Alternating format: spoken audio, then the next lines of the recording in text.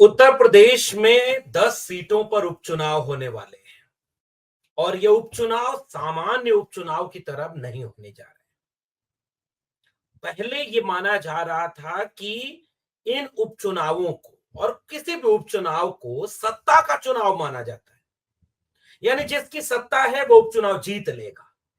लेकिन पिछले लोकसभा चुनाव के बाद भारतीय जनता पार्टी के घर का भीतर का झगड़ा और समाजवादी पार्टी के प्रति जनता का रुझान, इन दोनों ने यह बना दिया कि उपचुनाव अब बीजेपी के लिए आसान चुनाव या सरकार के चुनाव नहीं बचे हैं। समाजवादी पार्टी बहुत तेवर के साथ, तैयारी के साथ, रणनीति के साथ इन उपचुनाव में उतरने जा रही है और बीजेपी के लिए घनी मुश्किल पैदा कर रही है। लेकिन अब उसमें एक तीसरा एंगल बहुजन समाज पार्टी और आजाद समाज पार्टी का भी शामिल हो गया है और इसके बाद प्रभारियों के नाम की घोषणा से लेकर के चुनाव के प्रत्याशियों तक का ऐलान होने की तैयारी हो रही है। और ऐसे में अब ये देखना दिलचस्प होगा कि क्या ये उपचुनाव योगी आदित्यनाथ जिन चुनावों को प्रतिष्ठा का चुनाव बना चुके हैं उनकी प्रतिष्ठा बचेगी, या समाजवादी पार्टी पिछले चुनाव में मिली अपनी बढ़त को बरकरार रखने में कामयाब हो जाएगी, या बहुजन समाज पार्टी अपनी राजनीतिक विफलताओं को फिर से सफलता में तब्दील करने की कोशिश में कामयाब हो पाएगी। और क्या है पूरा खेल और कौन किस पर भारी है, आज के वीडियो में इसकी विस्तार से पड़ताल करेंगे। स्वागत है आप सबका 4 PM न्यूज नेटवर्क पर। आप देख रहे हैं डॉक्टर लक्ष्मण यादव की टिप्पणी। तो फिलहाल की सूचना यह है कि उत्तर प्रदेश में पूरी तरह से तैयारी चल रही है आम चुनावों की, उपचुनाव की। 10 विधानसभा सीटों पर यह उपचुनाव होने वाले हैं और 10 विधानसभा सीटों में से तमाम सीटों पर सत्ताधारी भारतीय जनता पार्टी और उसके बाद समाजवादी पार्टी जो सबसे प्रमुख विपक्षी दल है, उन्होंने अपने पर्यवेक्षक, अपने प्रभारी घोषणा इनकी कर दी है और लगातार अब वो सक्रिय हो रहे हैं ताकि वो इन उपचुनाव में कामयाबी हासिल कर ले। वहीं बहुजन समाज पार्टी जिसका इतिहास रहा है कि वो उपचुनाव नहीं लड़ती थी। बहुजन समाज पार्टी के बारे में ये बात साफ तौर पर कही जाती थी कि वो उपचुनाव नहीं लड़ती, लेकिन चूंकि विधानसभा चुनाव जो 2022 में हुए उसने बहुजन समाज पार्टी को लगभग शून्य कर दिया और उनके एकमात्र विधायक उमाशंकर सिंह जीते, जिनके बारे में कहा जाता है कि वो अपने दम पर जीते। समाजवादी पार्टी ने ठीक ठाक बढ़त हासिल कर ली और उनके लगभग 110-11 विधायक चुनाव जीतने में कामयाब हुए। उस समय जो गठबंधन था वो गठबंधन लगभग 125 सीटें जीत गया। समाजवादी पार्टी लगातार ये आरोप लगाती है और सपा मुखिया अखिलेश यादव ये बात कहते हैं खोल करके कि ये दिल्ली वाले अगर ना आते और घोटाला भ्रष्टाचार न होता तो बीजेपी 2022 में उत्तर प्रदेश में चुनाव हार रही थी और सपा की सरकार बनती। लेकिन अब जिसकी सरकार उसकी विजय। तो ऐसे में समाजवादी पार्टी चुनाव हारती है और भारतीय जनता पार्टी चुनाव जीत जाती है और फिर से योगी आदित्यनाथ मुख्यमंत्री बना दिए जाते हैं।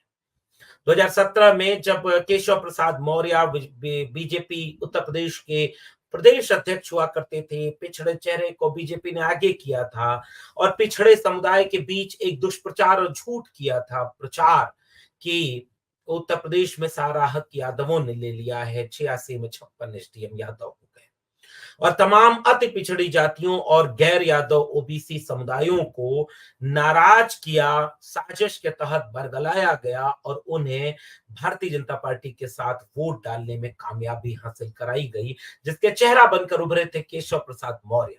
लेकिन 5 साल की सरकार में उन अति पिछड़े समुदाय के तमाम जातियों को, तमाम लोगों को कोई न्याय नहीं मिला और ये बात झूठ साबित हुई कि यादवों ने हक मार लिया। और इस बार 2022 के बाद तो एक दिन ऐसा भी आया कि सदन में खड़े होकर एक पत्रिका का सहारा लेकर मुख्यमंत्री योगी आदित्यनाथ ने जब कहा कि 86 में 56, फिर एक बार जबान पर सुनी 46 में 56 एसडीएम यादव हो गए, तो अखिलेश यादव ने पूछा कि पत्रिका बता तो दो, कहां है, कितनी है, कहां है।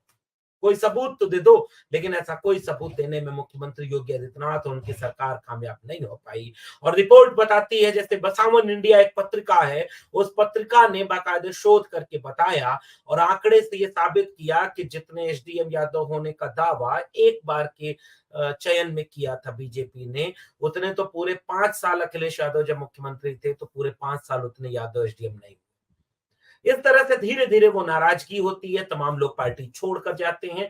लेकिन मुख्यमंत्री उस चेहरे को नहीं बनाया गया था जो केशव प्रसाद मौर्य यानी ओबीसी चेहरा थे।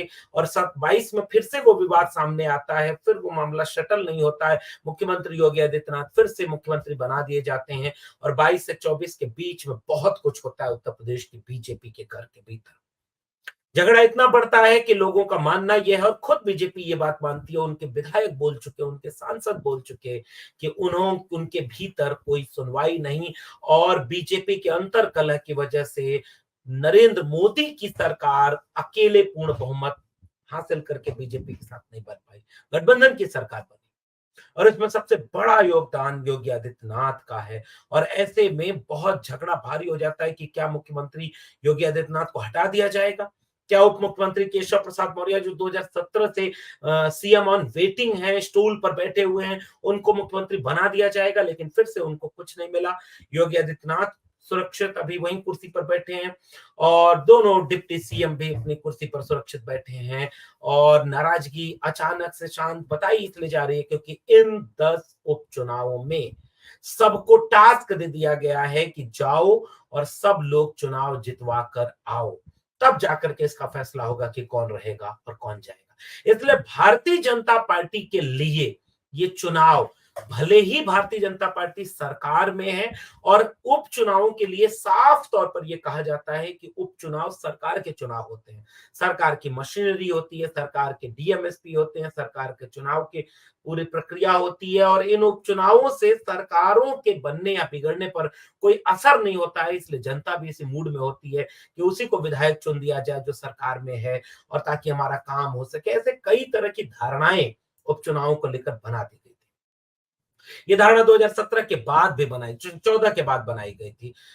उसमें भी ये पता चला कि 17 में जब मुख्यमंत्री योगी आदित्यनाथ और केशव प्रसाद मौर्य ये दोनों लोग विधायकी का फूलपुर और गोरखपुर की सीट छोड़ करके सरकार में शामिल होते हैं और इन दोनों जगहों पर उपचुनाव होता है और बहुजन समाज पार्टी उस समय उन दोनों उपचुनाव में शामिल नहीं होती है और प्रकारांतर से समाजवादी पार्टी को समर्थन कर देती है। तो योगी आदित्यनाथ की विधायक वाली सीट और केशव प्रसाद मौर्य की विधायक वाली सीट, जब दोनों सांसद वाली सीट, दोनों विधायक जाकर विधायक बनकर के सरकार बनाते हैं तो उनकी सांसद वाली दोनों सीटें हार जाती है बीजेपी। बीजेपी की केंद्र में भी सरकार होती है, बीजेपी की राज्य में भी सरकार होती है, फिर भी वो दोनों उपचुनाव बीजेपी हार जाती है। और उसके पीछे एक विमर्श होता है कि सपा और बसपा का गठबंधन इतना कारगर हुआ और उसके बाद 2 साल में बीजेपी ने इतनी तैयारी की कि 19 में जब सपा और बसपा का गठबंधन घोषित तौर पर हो गया तो उसके प्रभाव को एकदम न्यूनतम कर दिया।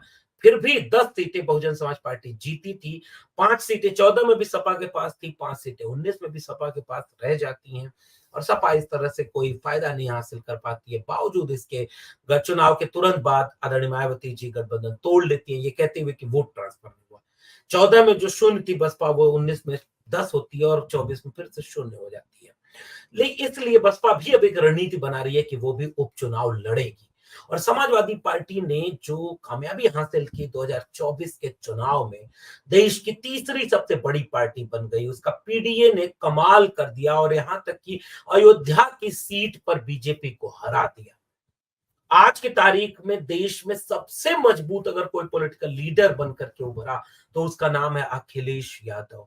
और इसलिए वो उपचुनावों को इतनी ताकत से लड़ रहे हैं कि कहीं से भी बीजेपी मजबूत ना हो। और पिछले वीडियो में भी मैंने आपको इस बात का इशारा किया था कि अगर आप एक एक सीट जोड़ें, करहल, मिल्कीपुर, शीशामऊ, फूलपुर और कटेहरी, 6 सीटें सीधे सीधे ऐसी हैं जिस पर समाजवादी पार्टी का पलड़ा भारी है, ठीक ठाक भारी है। इसलिए समाजवादी पार्टी ने पूरी तैयारी शुरू कर दी है। बहुजन समाज पार्टी जो आरक्षण के सवाल पर बहुत मुखर हुई और जिसने तमाम तरह से लोगों को घेरना शुरू किया। आदरणीय मायावती जी जब भी प्रेस कॉन्फ्रेंस करती तो भाजपा के साथ सपा को, कांग्रेस को, सबको लपेट देती थी। इसलिए उन्होंने भी घोषणा कर दी कि अब उनकी तरफ से भी पर्यवेक्षक बनाए गए हैं और वो उपचुनाव लड़ने जा रहे हैं। 2012 के बाद ये पहली बार होगा जब बसपा विधानसभा के उपचुनाव लड़ने जा रही है। बहुजन समाज पार्टी की राष्ट्रीय अध्यक्ष मायावती जी ने कटेहरी विधानसभा उपचुनाव के लिए अमित वर्मा और जितेंद्र भैया को बसपा का प्रभारी बना दिया है और उसके बाद ये बात लोगों ने बताई। उधर दूसरी तरफ अगर गौर करेंगे तो मुख्यमंत्री योगी आदित्यनाथ ने मिल्कीपुर और कटेहरी इन दोनों सीट का जिम्मा खुद अपने हाथ में ले लिया है। मिल्कीपुर वो सीट है जो अयोध्या में अवधेश प्रसाद पासी के विधायक रहते, उनकी विधायकी की सीट है जो अब वो सांसद में बीजेपी को हराकर संसद में चले गए तो उनकी सीट खाली हुई है और अयोध्या हारने का बीजेपी की तरफ से इतना बड़ा बैट ड्रॉबैक हुआ है कि खुद सीएम योगी आदित्यनाथ ने मिल्कीपुर की सीट को उन्होंने चुना है और कटेहरी कटेहरी की सीट वो है जिस पर लालजी वर्मा चुनाव लड़ रहे थे और लालजी वर्मा की तरफ से यह मिल्कीपुर और कटेहरी कटेहरी की सीट पर बहुत बड़ी तादाद में लगभग 18 लाख के आसपास मतदाता है। 4 लाख दलित हैं, 3,70,000 मुस्लिम हैं, 1,80,000 के आसपास कुर्मी है, 1,70,000 यादव हैं, लगभग 1,1 लाख ब्राह्मण और 1 लाख ठाकुर मतदाता हैं। ऐसे में मिल्कीपुर और कटेहरी, मिल्कीपुर की अगर बात करें तो 65,000 ब्राह्मण हैं, 55,000 पासी हैं, 22,000 कोरी हैं, 15,000 दलित समुदाय के लोग हैं और 25,000 के आसपास मुस्लिम हैं, चौरसिया, क्षत्रिय, बनिया, यादव, इस तरह की तमाम बिरादरियों को मिला करके मिल्कीपुर भी एक ठीक ठाक ऐसी सीट बनती है जिसकी वजह से वहां पर वो जीतते रही है समाजवादी पार्टी। ऐसे में अगर एक चीज आप देखें कि समाजवादी पार्टी ने क्या किया है कि अपने प्रभारियों की एक सूची जारी की है और एक तरफ ये माना जा रहा था कि शिवपाल यादव को लेकर के क्या रणनीति बनाएगी समाजवादी पार्टी, तो जो कटेहरी है जिसको बीजेपी की तरफ से कटेहरी की जिम्मेदारी संभाल रहे हैं खुद मुख्यमंत्री योगी आदित्यनाथ, उस कटेहरी का प्रभारी बना दिया गया है जो पूरे चुनाव को अपने नियंत्रण में, अपने निगरानी में लड़ेंगे। उस प्रभारी का नाम है शिवपाल सिंह यादव। उस समाजवादी पार्टी में ये माना जाता है, साफ तौर पर माना जाता है कि जमीनी संगठन की पकड़ शिवपाल सिंह यादव को आदरणीय नेताजी के समय से है और इस बात का फायदा उठाते हुए समाजवादी पार्टी ने उन्हें कटेहरी सीट का प्रभारी नियुक्त कर दिया है। तो शिवपाल सिंह यादव के नेतृत्व में कटेहरी का चुनाव लड़ा जाएगा और दूसरी तरफ बीजेपी से होंगे मुख्यमंत्री योगी आदित्यनाथ। तो अब आप समझ सकते हैं कि ये उपचुनाव कितनी अहमियत रखते हैं।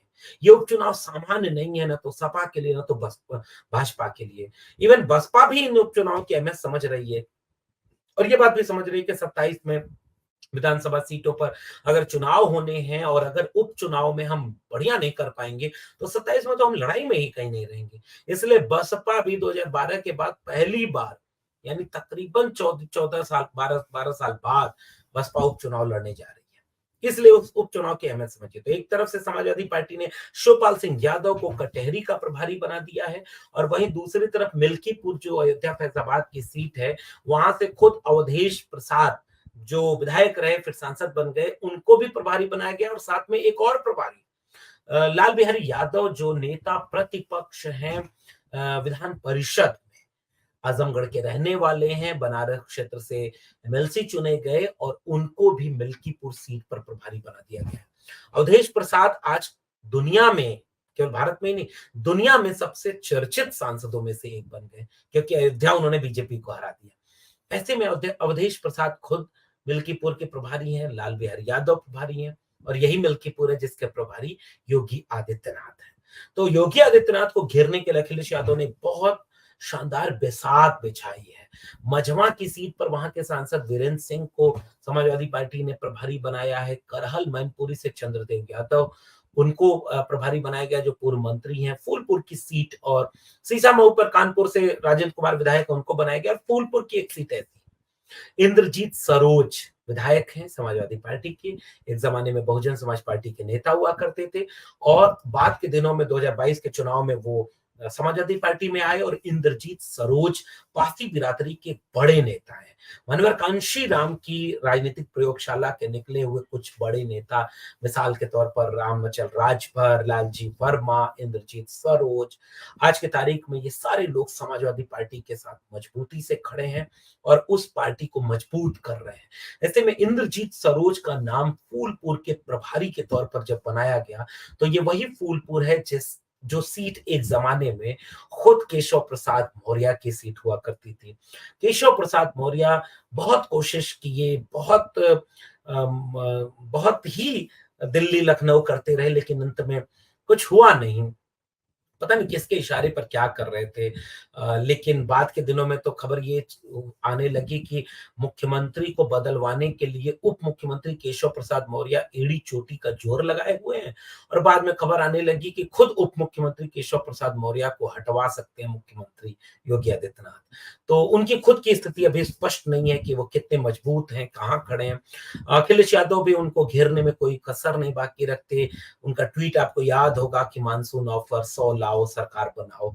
लेकिन मुझे लगता है कि बाद के दिनों में एक बार अखिलेश यादव ने मीडिया से बात करते हुए कहा कि वो बहुत बड़बोला चरित्र है उनका, बहुत ज्यादा उल्टा बोलते हैं समाजवादी पार्टी के ऊपर। और अखिलेश यादव ने व्यंग करते हुए कहा कि अब इनका ऑफर मुझे बंद करना पड़ेगा। ऐसे वक्त में उपचुनावों ने पूरी दिलचस्पी पैदा कर रही है। बहुजन समाज पार्टी ने प्रभारी बनाए, 3-4 सीटों पर प्रभारी तो बना चुके हैं लगभग वो, और बहुत ताकत से बहुजन समाज पार्टी चुनाव लड़ने जा रही है। मायावती जी सक्रिय हो गई है, बहुत तेजी से सक्रिय हुई है। लेकिन आजाद समाज पार्टी के चंद्रशेखर भी बहुत सक्रिय हो गए हैं, क्योंकि वो संसद में पहुंच गए हैं। और चंद्रशेखर जब अपने खुद संसद में पहुंच गए तो ये उनके लिए एक सुनहरा मौका है जब वो 10 के 10 उपचुनाव लड़ें और अपनी पार्टी को मजबूत करें। और चंद्रशेखर आजाद ने इसकी घोषणा कर दी। चंद्रशेखर आजाद इन 10 उपचुनावों को लड़ने की तैयारी कर रहे हैं, रैलियां कर रहे हैं। ऐसे में बसपा और चंद्रशेखर आजाद दोनों का चुनाव लड़ना उस समुदाय को के बड़े वोट बैंक को बांटेगा जो संविधान बचाने के नाम पर एक समय में समाजवादी पार्टी के साथ चली गई। लेकिन उस वोटर को वापस बसपा और चंद्रशेखर आजाद अपने खेमे में लाने में अगर कामयाब हो गए, जिसे बरगला कर झूठ बोलकर भारतीय जनता पार्टी 2017 और 2022 में अपनी तरफ ले गई थी, तो मुझे लगता है कि इन उपचुनावों में सबसे ज्यादा फायदा अगर किसी का होता दिखेगा ऐसी परिस्थिति में, तो वो है समाजवादी पार्टी।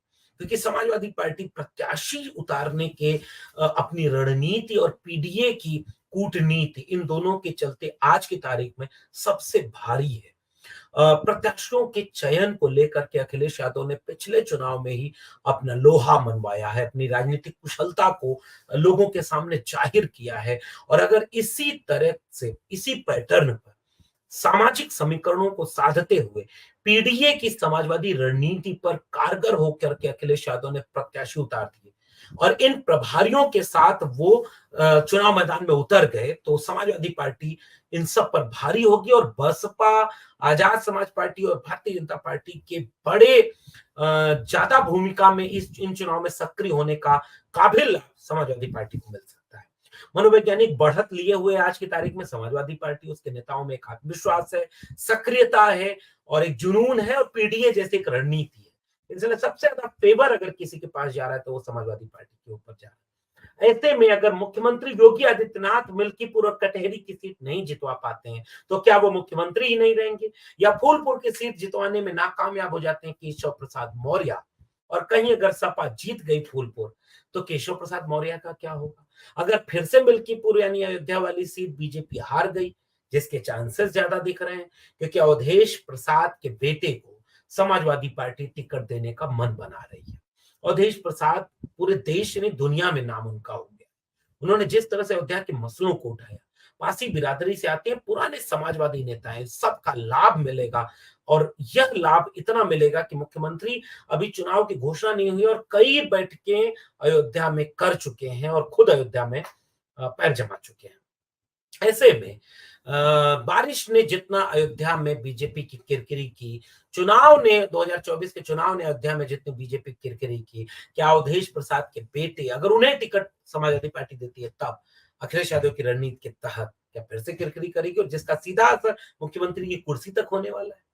क्या फूलपुर में इंद्रजीत सरोज अपने पीडीए के समीकरण के साथ केशव प्रसाद मौर्य को चित करने में कामयाब हो जाते हैं?